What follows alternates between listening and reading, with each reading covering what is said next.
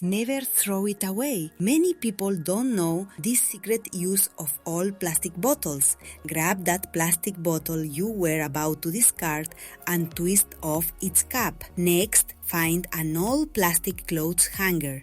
We just need the top, arch part, so carefully snip it off with some pliers. Now, here's where things get interesting. Heat up a soldering iron and carefully melt a hole through the base of the hanger piece you just cut.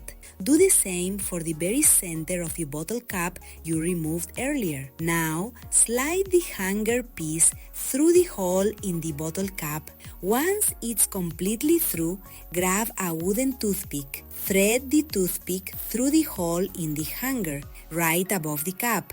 This will create a secure stopper. Trim off any excess toothpick so it fits neatly within the cap's circumference. To make sure everything stays put, apply a small amount of hot glue with a glue gun where the hanger meets the toothpick and the cap. This will create a strong, lasting bond. Almost there. Take the body of your plastic bottle and using your soldering iron, create several small holes all around it, starting from the middle and working your way up. These holes are crucial for our clever creation to work its magic. Now, fill the bottle halfway with water.